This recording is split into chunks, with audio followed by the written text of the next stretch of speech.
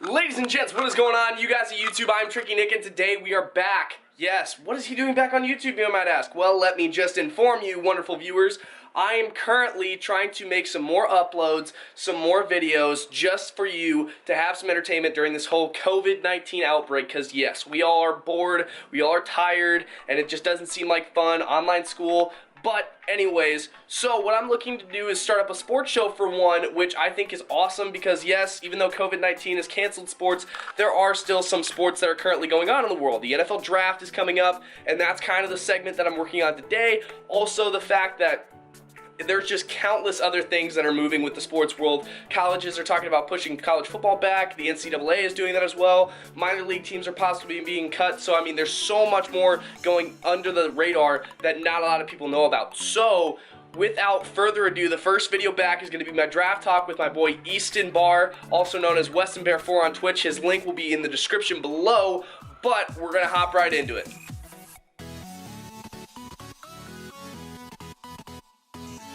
All right, ladies and gents, welcome to Tricky Talk. We got the good old boy, Easton, a.k.a. Easton Bahr 4 on Twitch and on YouTube. Weston, how you doing? I'm doing great. Thanks for having me.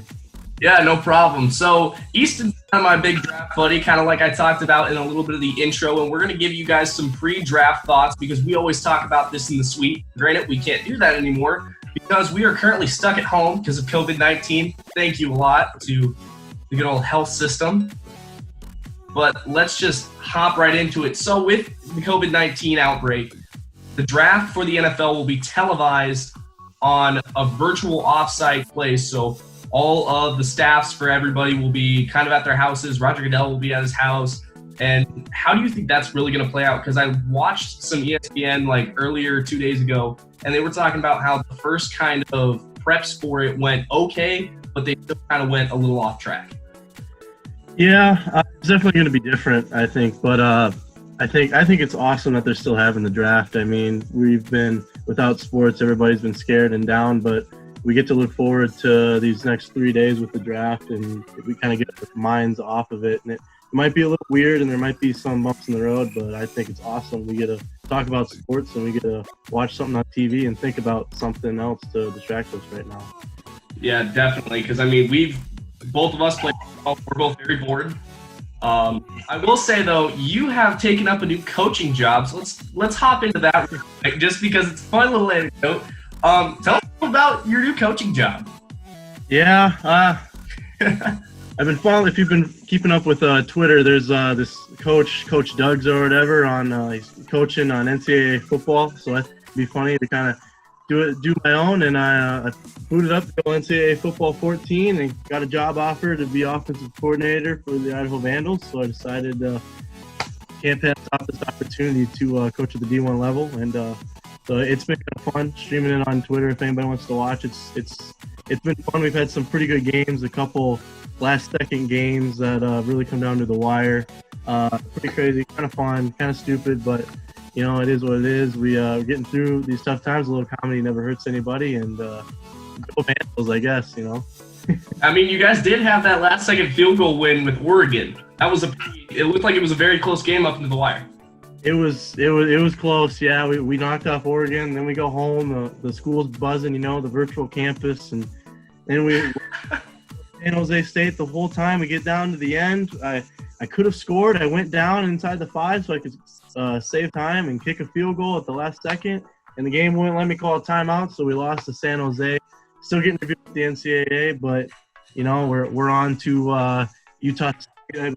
So that game might be played later tonight. Who knows, or maybe tomorrow. But stay tuned. Well, we'll have to see. Stay tuned to. I will put the link to Easton's Twitter down in the description below. But speaking of Oregon and Utah State, great segue. Not gonna lie. The NFL draft has a very unique quarterback class this year, and there's so much buzz going around it. Everybody knows that Joe Burrow is probably going to be the #1 overall pick. The Heisman Trophy winner, national champion of LSU, had a fantastic season, especially coming off of getting let go from Ohio State, transferring to LSU, and he just had a fantastic year. Yeah, Joe Burrow, pretty cool story out of LSU. Actually from Ohio, went to Ohio State, backed up JT Barrett. Dwayne Haskins, and then ended up transferring to LSU. Has maybe one of the best seasons ever in college football history. Yeah, he did. He had 60 touchdowns on the year. He had 5,671 yards, and in the Peach Bowl game, he had 4 touchdowns in the to Justin Jefferson, his teammate, who is also in the NFL draft. He will be a very big receiver target as well, because we know the SEC very big on producing those receiver targets. And what do you think about Joe Burrow, like at the NFL level? What are your thoughts? Watching the way that he plays, especially against Oklahoma, and how Oklahoma's secondary is able to break down pass coverage, I thought that was a great test for him, because Lincoln Riley and that Oklahoma coaching staff has a really good idea of how to rush a quarterback and how to really break out into coverages. But I think the way that Joe Burrow was able to handle himself, he can roll out of the pocket really well. When you need him to run forward, he can lower his shoulder and go through. He's not afraid to get hurt, as we saw a couple years back against UCF. I mean, he got drilled in the targeting call, get back up and bring LSU back in that game against the quote-unquote defending national champs. But I think that he will be very good in the quarterback system. Granted, Cincinnati may not give him a lot of room to work with, because we know that line with Andy Dalton was a little bit of a struggle the last couple of years. So, I mean, you got to look at how he's able to move around the pocket and deal with pressure, especially with the big edge rushers in the NFL. I think that's going to be one of the toughest things he's going to have to do. And the one thing I like about Joe Burrow is not really related to his physical ability. Of course, we know he was really good, but he's also his attitude. He, to me, what I see is a lot of confidence, sometimes borderline cocky, but I think to be successful in the National Football League, you got to have some of that. And he definitely does. If you kind of watch the way he carries himself around, or after he throws like one of his last touchdowns, he points to his ring finger, like he knows he's good. And I think that's a positive going forward. And he said it himself in one interview that he's everywhere he's been, he's won, and he wants to win right away, whether that's in Cincinnati or somewhere else. But he thinks he can win right away, and I think that's good confidence to have. I definitely agree with that. And then going to one of his rivals, speaking of Oklahoma, transferred to Oklahoma this past year, with getting cut play time with Tua Tagovailoa in the game. Jalen Hurts came in. He had 32 touchdowns on just about 4,000 yards, ended up falling short in that Peach Bowl. But, I mean, Lincoln Riley, again, one of those coaches that is able to really build a quarterback. We saw Baker Mayfield, Kyler Murray. I mean, you can name the quarterbacks down the list that he's worked with even before coming to Oklahoma. That man knows how to build a quarterback almost better than anybody. Yeah, Jalen Hurts, kind of an interesting one. Kind of blew up the sports world when he decided to transfer, but I think he's a good guy, and he's been a good quarterback. He'll probably be a middle round guy, but he's a little shorter, I believe, than these other guys. Well, I think he's about 6'2", but maybe doesn't sling it as well. But if he has a few years to develop behind somebody, I think he could pan out all right. He's not quite as good as some of these guys, I'd say, but he still has a chance to pan out decent. Now, you guys did a mock draft with you and some of your friends from Jackson, where you're currently sitting right now. If you remember, where did you have Jalen Hurts going? We only did the first round, so we didn't get him. He wasn't drafted in the first round, but I would say most of my friends and I probably would say like a third, fourth round quarterback, depending on the teams and how it goes. But I could see that kind of third, fourth round maybe. I don't know if he slips that far. I think a team will grab him at least in the fourth, personally. But yeah. I personally, like, him slipping back maybe to the fourth round is a little bit of a long shot. If you really want taking him late second round, early third, I do agree with that third round, because he's one of those guys that is able to get you down the field very quick. He knows how to run an NFL-style, pro-style offense, so he should be one of those guys that's able to get you yards and able to get you just get you big plays. And I mean, he dealt with some of the receiving staff that Alabama had with Jerry Jeudy, who's currently in the draft right now. And I mean, that was a big target for him to have. And then going to Oklahoma, he had CeeDee Lamb, and that was also a big target. So, I mean, he's good with the targets that he works with. So if he gets put on a team that's got great receiver weapons, I think he'll work out in the system very well. I think he's another one of those guys that he's just a winner.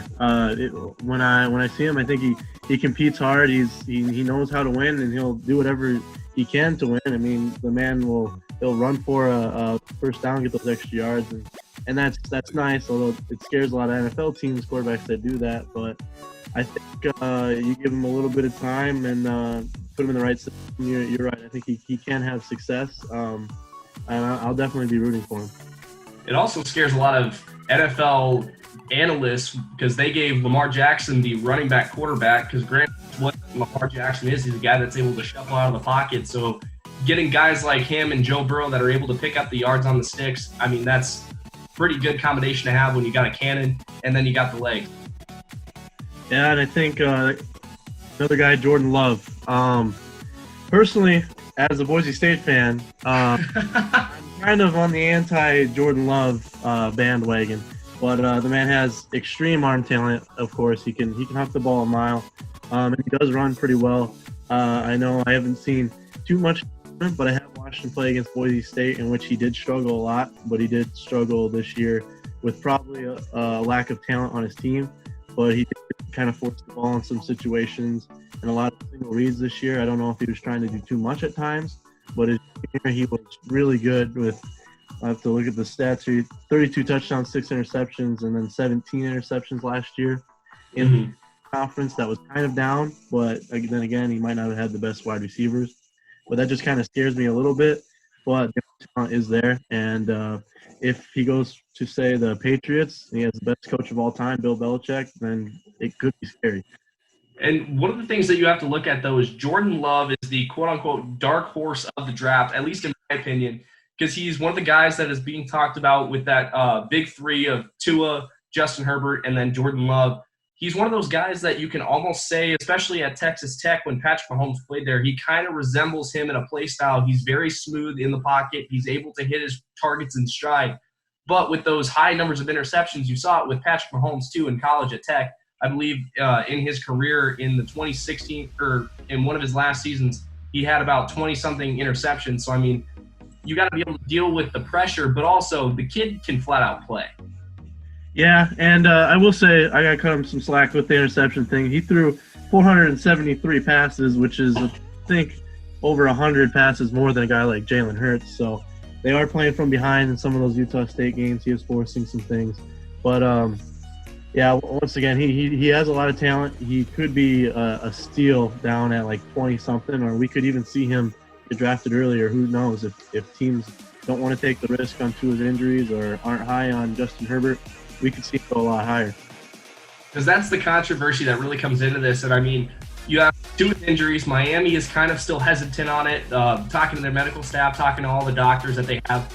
Is Tua going to be ready to play come training camp, whenever that is, or come ready to play just in general of his injury? Because he suffered the injury which ended his season. I believe it was against Ole Miss. That had his major injury, was carted off the field. And I think him and Justin Herbert are kind of the two savvier quarterbacks in this draft when it comes to just being able to play on the field, because Tua being a left-handed quarterback, that kind of puts him at a little bit of a disadvantage, especially with some edge rushers. But at the same time, he's able to see the field in kind of a different light, and you have to be able to build your defense around the way that he performs. Yeah, and Tua Tagovailoa, I think he's the all-time passing touchdowns leader at Alabama, which does say something. He's ridiculously talented. Personally, I can't pass him up if you're still there. If you're the Dolphins, I think it's at 5. I think you take Tua over Justin Herbert just because the man was going to easily be the number 1 pick before he got hurt. And when he got hurt, everybody's concerned about that. And it should be a factor, but you can't control that sometimes. And I think just the upside is too much to pass up. And taking a safer pick like Justin Herbert, I don't think his ceiling is nearly as high as Tua, and it showed in college. I will say, though, I watched your guys' episode of the mock draft that you and your friends did. You guys had Justin Herbert going before Tua. Was there any reason or logic behind what you and your friends chose, or do you think that it was just because of the injury bug? Well, yeah, my friend Josh, who's actually really, really interested in the NFL, and he's a genius. he thinks the Dolphins will go with Justin Herbert, and a lot of talk on ESPN says that too. Mel Kiper Jr. thinks so. And it is a safer pick. You got to think if you're the GM and you're taking a quarterback at number 5 for the future, that's your guy. And if it doesn't work out, you're done. Like, you're fired. That's your career. It's a little safer pick if you think he's talented. And if you think if you're going to do that, then I think you gotta give. I would give Herbert a year to develop personally. I'm not sure the exact statistic, but the amount of uncatchable balls he throws is just unheard. The percentage is not good, and they throw a lot of screens at Oregon and that. So I'm not the biggest Justin Herbert guy, but it is a safer pick. And if you're scared of the injuries, it makes sense. I understand it, but to me, the upside of Tua is so much more. I would definitely agree on that, and you also have to take into consideration that Herbert elected to stay his senior year, which was this past year at Oregon, instead of going to the draft, which I think was his better junior year, if anything. So, I mean, he was able to still show out this year. He had 3,500 yards and then 32 touchdowns. But still, I mean, you got to look at the way that both of these guys play. They'd be a decent fit anywhere. And I do agree, I think for both of them in general, taking a year to learn under the quarterbacks that you're working with to try to see where stuff goes and see how it happens and what works in the NFL, because I think that's the best way to develop quarterbacks. And I think learning or looking at that, Lamar Jackson, when he did it with Joe Flacco before he got traded to the Broncos, he sat for a little bit and then he was still able to lead the Ravens to a pretty decent year this year. Yeah, when you sit behind a guy like Joe Flacco, Super Bowl MVP. There it is. There it is. He has been feeding that line to me and Kenny for both Bronco fans the entire year, and we're like, dude, no. You can't take that away from him. Super Bowl, he's got that for life. He's got that trophy right above his bed, you know. He does.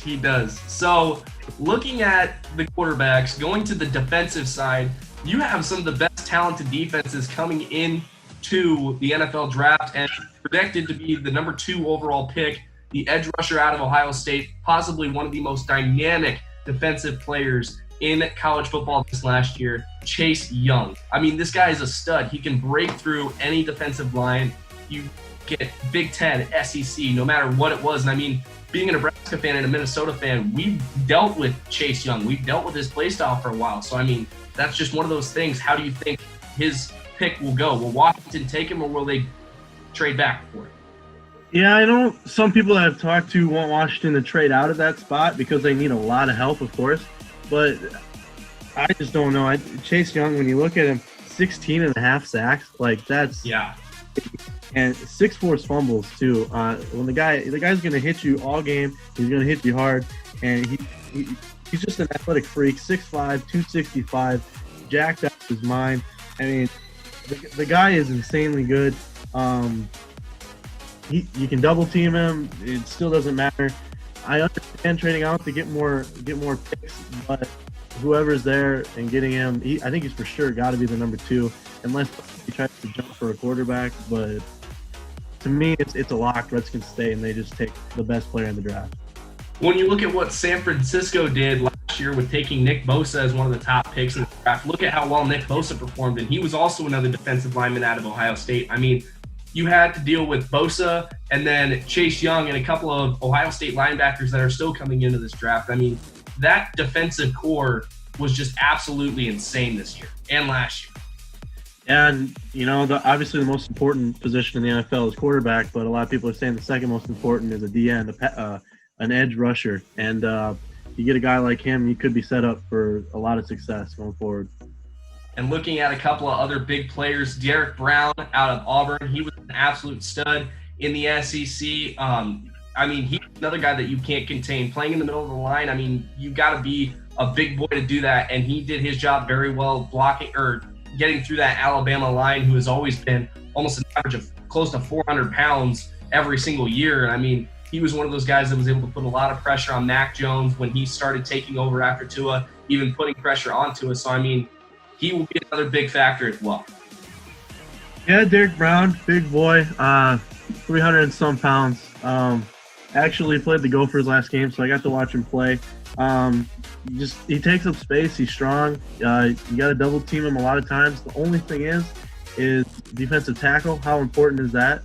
Exactly. I mean, yeah, he can definitely stuff and take away the running game, but there's other options. I think he's incredibly talented and he'll be really good. But it'll definitely be interesting to see what teams value at what pick. Another guy or another pick that you guys had very early, I believe it was to the Giants after watching the draft, was Isaiah Simmons, the Clemson outside linebacker. This guy can blow up a line faster than any outside linebacker, I believe, in this draft. Yeah, he also had 7 sacks, so he rushes the passer. And then he also had 3 interceptions this year, which means he can cover a little bit, which is pretty scary. So I think on a lot of boards, he's projected as the 3rd best player, but he could fall in the draft, which kind of sucks for him. He's a really good player. He could be the number 1 pick in a lot of years. But what do teams value? Do they value the linebacker? This guy is insane. And he could go 4, but he could slip, and it would be a steal if he slipped to like 10 or 11. I definitely would agree with that. His pass rush and timing on the ball is absolutely incredible. I mean, looking at some of the ways that he playing the SEC or the ACC teams, some of their lines aren't built for guys like him as dynamic, but Dabo Swinney and Clemson really turned him into a potential top 5 draft pick. But also, like you said, if he slips, that's going to be an absolute steal. Yeah, and it'll be interesting. We'll have to wait till the draft, but teams trade up, trade back, and a lot of stuff can happen. But we had him at 4 to the Giants. We think he would help them out, and we think that's a good pick if the Giants stay there. Another kind of good defensive end, I think, got pushed down a little bit in the draft, but he's also a big boy. Big Ten fans have dealt with him for a while. The name Ep1, the defensive end out of Iowa, he was just absolutely dynamic as a pass rusher in the Big Ten. Yeah, another guy, 11 and a half sacks. Actually, I'm looking at it right now. 14 tackles against Nebraska. That's just that's crazy. But he did have. We don't have a good offensive line. I'm sorry, Scott Frost. If you're watching this, we don't have a good offensive line. But he did have 2.5 sacks against Minnesota too. We were without our stud tackle, but still, the guy knows how to get to the quarterback. He's actually falling on a lot of draft boards, which is crazy. I don't know his stats from the combine, but he could be a steal in the late 1st round. I think the way that he's able to break through the line, I mean, he's so dynamic on that front first step. And I mean, watching all of his tackles against Nebraska, because that was kind of a ugly game. But looking at the way he's able to blow off the ball and get through that offensive line, he's very good using his hands to get that swim move around. I mean, there's so many ways that you could use this guy on the D end, whether it could be just kind of a setback guy or just straight push him through to get those sacks. And I think that he will be a steal in the later part of the draft, and his draft stock dropping a little bit, but I still think he would be a steal. I remember during the college season or at the end, he was a projected top 10 pick, and he's a really good player in game. And then also, I know he said that Nebraska game was ugly. It was only a last-second field goal, so you guys almost had it. You gotta give yourself a little bit of credit. If you know Nebraska standard. But looking at the rest of the draft board, I got it pulled up here. The first 5 guys besides Joe Burrow, all on defense. You have Chase Young, you have Jeff Okudah, and then you have Derek Brown, and then Isaiah Simmons. And then finally, before you draw it out, you have Jerry Jeudy, Tua Tagovailoa, and then you have Jedrick Wills Jr. So, I mean, looking at 3 Alabama guys in the top 10, that's pretty impressive, and especially with the receiving core, Jerry Jeudy and then CeeDee Lamb, and then Henry Ruggs also kind of rounding out those top 3 receiver spots. Who do you think is the better receiver out of those first 3? Well, probably Jerry Jeudy and CeeDee Lamb, probably the 2 best overall wide receivers, although Henry Ruggs ran a 4.27, which is pretty dang good. But Jerry Jeudy and CeeDee Lamb are both very fast in themselves. They can go up and get the ball. They were 2 of the best wide receivers in the game last year. Jerry Jeudy obviously paired alongside with Henry Ruggs. It's a very deep wide receiver class, however, as you can still get guys like Justin Jefferson and Brandon Ayuk and Denzel Mims a little later, but those top 3 could go very early and impact teams greatly going forward. I will agree with the Justin Jefferson and the Brandon Ayuk. I mean, those guys are very static route runners. Jerry Jeudy being one of the best route runners in college football this past year. I mean, the receiving core is just so strong. better than I think it has been in the last couple of years. The running back core kind of drops down a little bit. I mean, looking at it, the first running back is DeAndre Swift, and then I believe Travis Etienne from Clemson would be the next running back on the board. Oh, J.K. Dobbins is also on the board for that. So, I mean, Jonathan Taylor also. Jonathan Taylor as well, yes. Pretty high on Jonathan Taylor as he destroyed the Gophers. He's pretty good. I think teams should keep an eye on him. To me, and I know a lot of people around here, he's maybe the number 1 running back or number 2 to us. You can't look over J.K. Dobbins, who is also one of those powerhouse running backs who can just find a way to break through a hole, and then he's got such quick getaway speed. So, I mean, the Big Ten can produce some running backs if you have some lines. Otherwise, they're just going to power through you and find holes themselves. Yeah, the only thing that sucks is the value of the running back nowadays. When our team's going to start drafting running backs, we might not even see one in the first round. And if we do, it'll mostly be DeAndre Swift. And then when are they going to start to go? Early in the second, late in the second? We're going to have some of those guys in the third? I guess we'll see. But there is some talent out there, but we'll see how they're valued now. So one thing I want to talk about before we leave, after wrapping up that draft talk, looking at San Francisco real quick, they're projected to possibly drop in a couple of picks. I have it here in my notes that looking for it, they're going to drop their first 2-round picks possibly, which would be the 13th and 34th pick of the first round, but their next pick wouldn't be till 156. So, I mean, is that going to be kind of crucial if they don't get those first 2-round picks? But what could they be trading? You know, the 49ers, I believe they do not have Emmanuel Sanders now going into this next season. So one position they could target is a wide receiver, and they could get a pretty good one with that 13. They could get one of those guys, a Jerry Jeudy, a CeeDee Lamb, or a Henry Ruggs. Trading out of there could be good too. They definitely have some options. If they got a guy they would like, if I'm them, I would draft a wide receiver. They have a really good defense, arguably one of the best in the NFL. They could be a wide receiver away from a championship. If you ask me, I still think they're a quarterback away. But they have some decisions to make. They could get 2 good players, or they could trade back, get a couple more decent players, maybe even add depth to the defense. It'll be interesting to see what they do with this online draft with all these trades. I don't think there's going to be as many trades as we think. I would definitely agree with that. And finally, to wrap up the NFL segment, speaking of big trade deals and talking about a quarterback that can help out a team, Tampa Bay recently just picked up Tom Brady, and also the rights to Rob Gronkowski were sold to Tampa Bay. He passed his physical, so now both of those guys are Tampa Bay Buccaneers.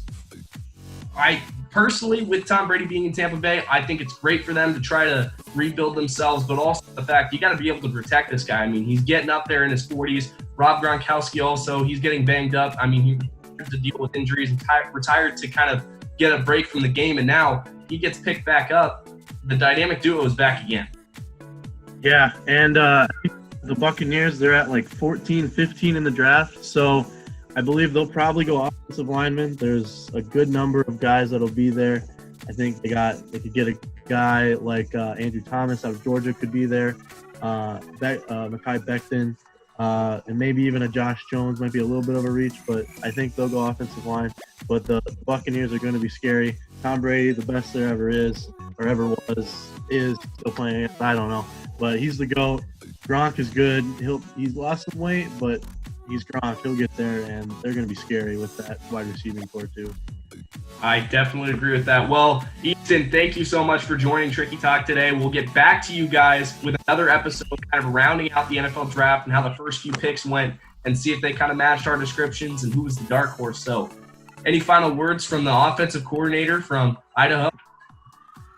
Yeah, just thanks for having me. I always enjoy doing sports talk, and I appreciate it. This was a lot of fun. Hopefully we can do it again.